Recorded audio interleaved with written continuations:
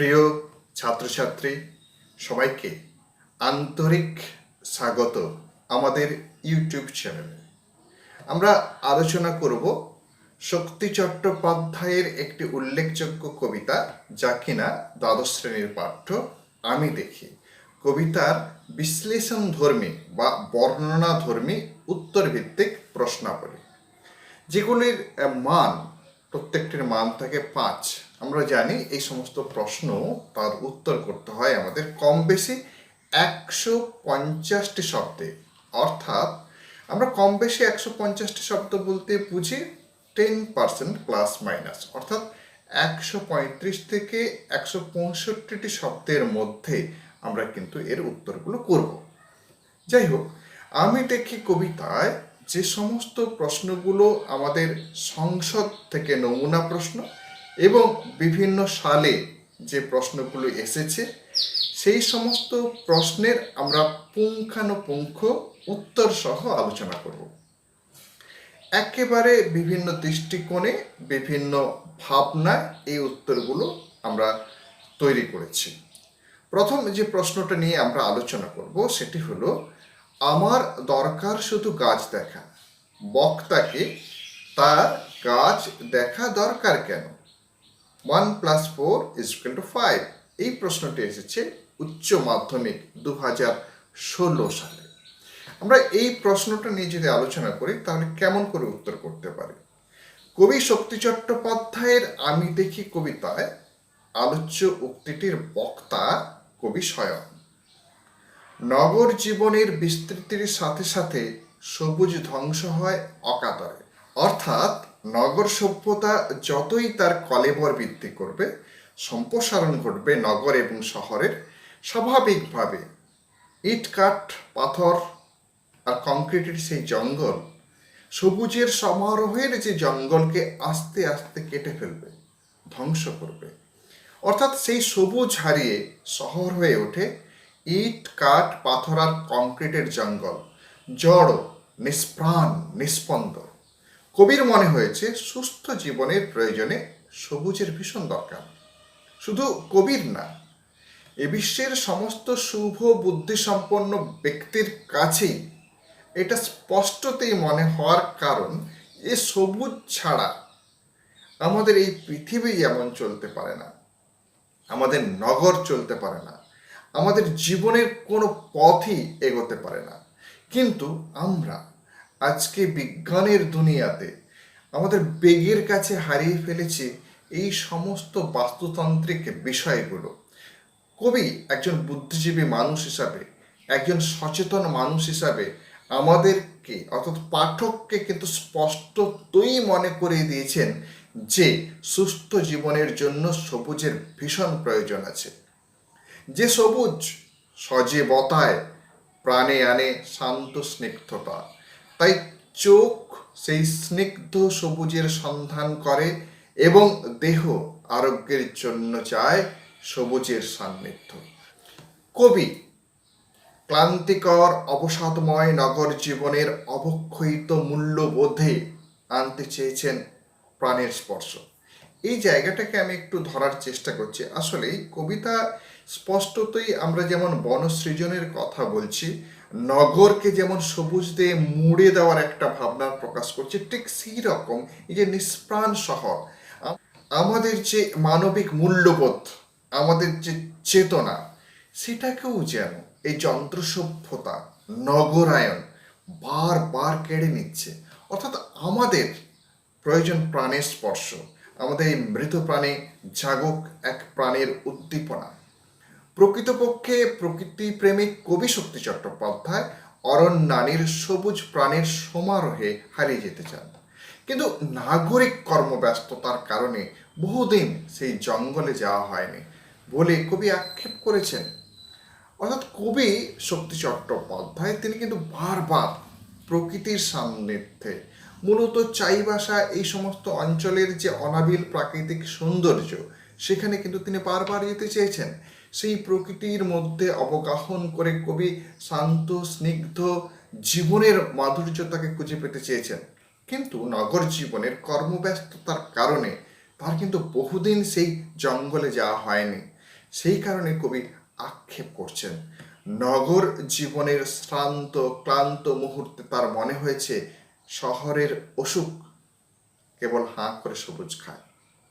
শহরের অসুখ মানে অর্থাৎ নগরায়ন।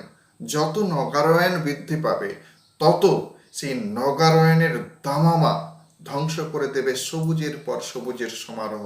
অর্থাৎ সেটাকে অসুখের সঙ্গে তুলনা করছেন নগরায়নের বিস্তৃতিকে। সে সবুজকে একেবারে ধ্বংস করে দেয়। অর্থাৎ যে নগরায়ন সবুজকে ধ্বংস করছে, সেই সবুজকে রক্ষা করতে আমাদের সকলকে গাছ লাগাতে হবে। তাহলে সবুজের মুক্ত প্রাঙ্গণে শরীর ও মনে আনন্দ নিকেতন গড়ে উঠবে।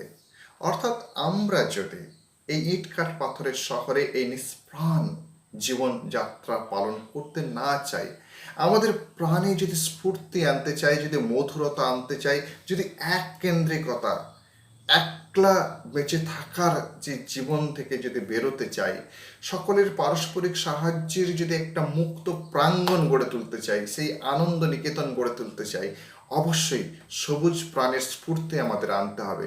শুধুমাত্র আরোগ্যের জন্য নয়, মন ও শরীরের রোগগ্রস্ততা থেকে মুক্তির জন্য, আমাদের যে মনের রোগ, শরীরের রোগ, সেই রোগগ্রস্ততা থেকে মুক্তি পাওয়ার জন্য, সমস্ত ধরনের ভাবনা রোগ থেকে আমরা যদি মুক্তি পেতে চাই, হৃদয়ের পবিত্রতাময় শান্ত স্নিগ্ধতার প্রয়োজনে আমাদের গাছ দেখা দরকার। অর্থাৎ আমাদের গাছ দেখা দরকার সমস্ত দিক থেকে। আমাদের সামাজিক, আধ্যাত্মিক, অবশ্যই শারীরিক এবং মানসিক দিক থেকে যদি আমরা উন্নত হতে চাই, আমরা যদি সুস্থ হতে চাই, তবে সেই সবুজ প্রাণের স্পর্শ দরকার।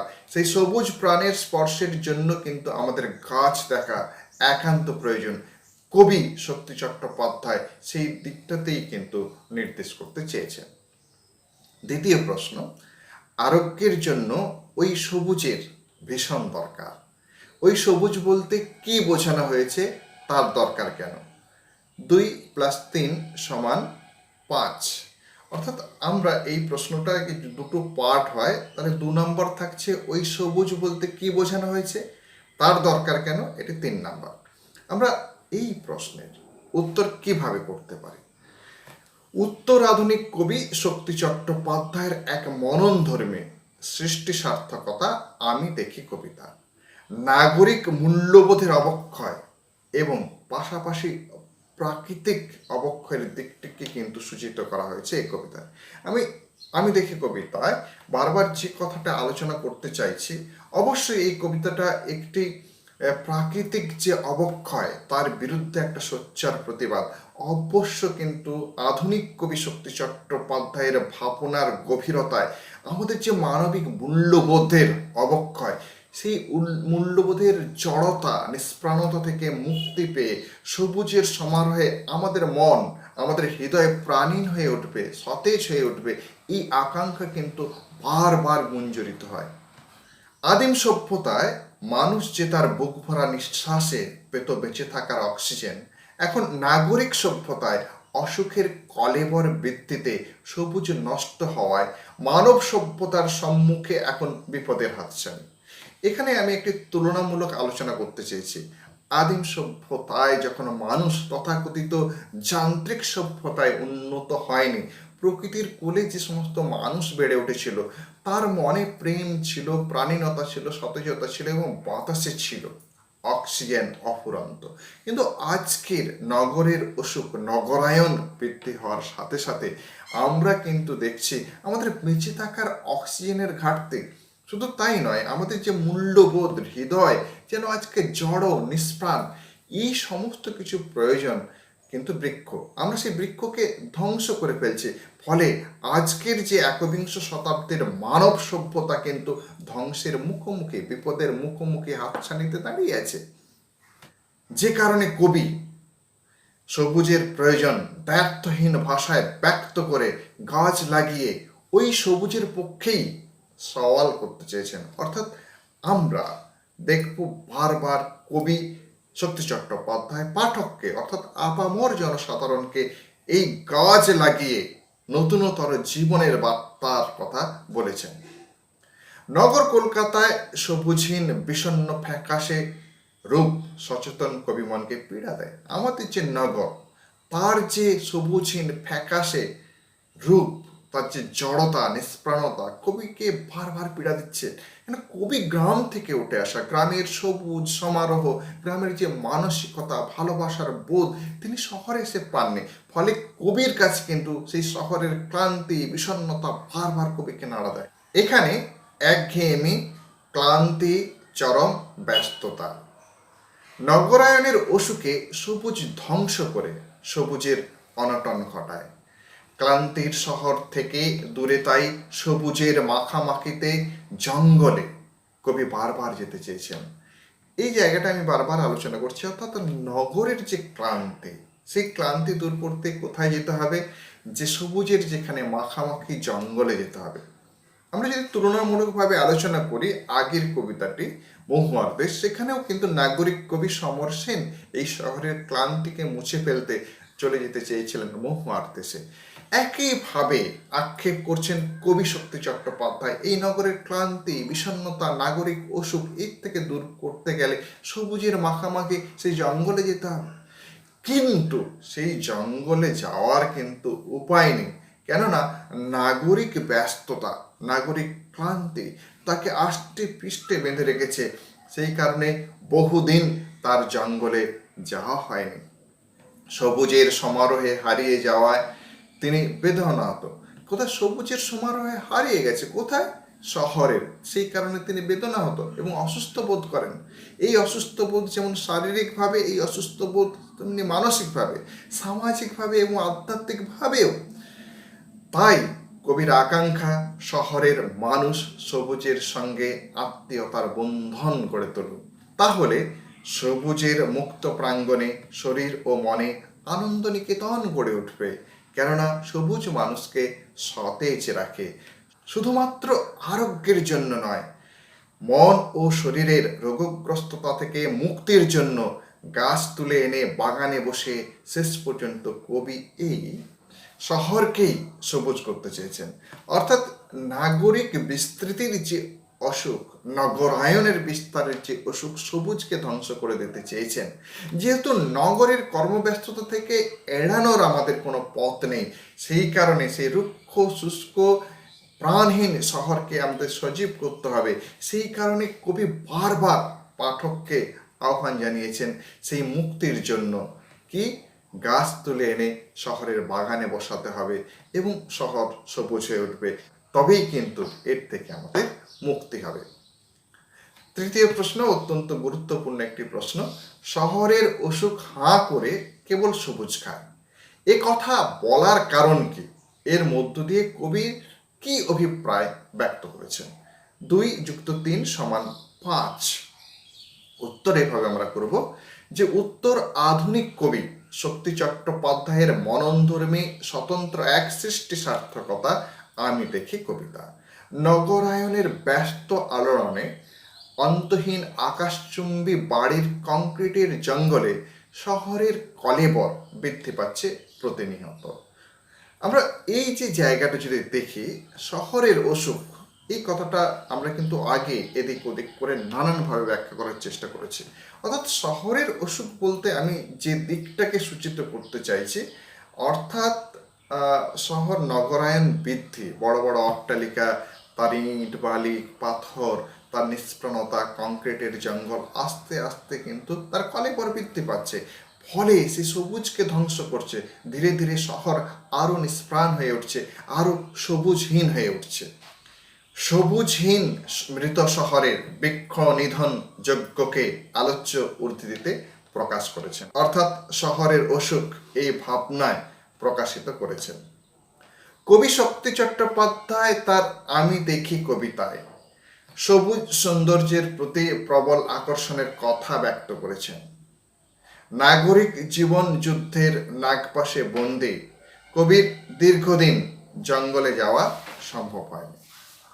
সেই ক্ষোভকে আরও দগ্ধ করেছে নগর সভ্যতার ইট কাঠ পাথর ও কংক্রিটের বহুতল প্রাসাদ ও রাস্তাঘাটের কারণে সবুজকে ধ্বংস করার প্রয়াস। আতঙ্কিত দুঃস্বপ্নে হৃদয়হীন শহর থেকে উচ্ছেদ হয় সবুজ, কিন্তু এই সবুজ ছাড়া জীবনে কোথাও প্রশান্তি নেই। শহর জীবন তার অবক্ষয়িত মূল্যবোধ, একঘেয়েমি ও ক্লান্তির মাঝে সবুজের অনটন সচেতন কবিকে পীড়িত করে। নগর সভ্যতার বিকাশে কংক্রিটের জঙ্গলে বৃক্ষ সংহার যেন গলিত মাংসের স্তূপে তার সাক্ষ্য কীট ও শকুন। রাক্ষসীর মতো নগরায়ন নামক অসুখ শুধু সবুজকে ধ্বংস করে। এর থেকে মুক্তি পেতে সাধারণ মানুষকে গাছ লাগানোর আর্তে প্রকাশ করেছেন। অর্থাৎ স্পষ্টতই নগরায়ন বৃদ্ধি এবং তার বিস্তারের পাশাপাশি এই যে আমাদের রাস্তাঘাট, বহুতল প্রাসাদ, এগুলো আমাদের সবুজকে ধ্বংস করছে। সবুজকে ধ্বংস করার কারণে এই শহর ক্রমশ মৃত শহরে পরিণত হয়েছে এবং কংক্রিটের জঙ্গলের তার গলিত স্তূপে শুধু কীট আর শকুনের আনাগোনা। আমাদের সমস্ত মূল্যবোধের অবক্ষয়িত এই সময়, তাহলে আমাদেরকে কিন্তু স্পষ্টতেই সেই সবুজ প্রাণীনতা আনার জন্য, শহরের অসুখকে দূর করার জন্য বাগানে গাছ লাগাতে হবে, সবুজের সমারোহ আনতে হবে। এই আর্তে কিন্তু বারবার কবি শক্তি চট্টোপাধ্যায়ের আমি দেখি কবিতায় প্রকাশিত হয়েছে। আমরা চতুর্থ প্রশ্ন আলোচনা করব। আমি দেখি কবিতার মর্মবস্তু আলোচনা করো, অথবা আমি দেখি কবিতার নামকরণ কতদূর সার্থক তা আলোচনা করো। আমি তোমাদের উদ্দেশ্যে একটা কথা বলবো যে নামকরণ আর মর্মবস্তু কিন্তু একই উত্তর নয়, কিন্তু আমরা একইভাবে উত্তরটা করার চেষ্টা করছি। আসলে আমি কবিতার যে মর্মবস্তু তাকে কেন্দ্র করে নামকরণ কিভাবে প্রকাশিত হয়েছে সেটি জানাতে চাইছি। অবশ্যই মর্মবস্তু লেখার সময় যে নামকরণের যে দিকগুলো সেগুলোকে কিন্তু আমরা বর্জন করব। শুধুমাত্র তার গভীর ব্যাখ্যা, কবিতার ভাবনাটাকেই মর্মবস্তুর জায়গায় প্রকাশ করতে হয়। আর নামকরণের যে ছক থাকে, যে ছকে আমরা নামকরণ করি, সেই ছকটা কিন্তু নামকরণের জায়গায় দিতে হবে। স্বাভাবিকভাবে মর্মবস্তু বা সারাংশের জায়গায় সেই অংশটা আমরা বাদ দিয়ে করব। উত্তর তাহলে আমরা এভাবে করব। উত্তর আধুনিক কবি শক্তি চট্টোপাধ্যায়ের স্বতন্ত্র এক সৃষ্টি সার্থকতা আমি দেখি কবিতা।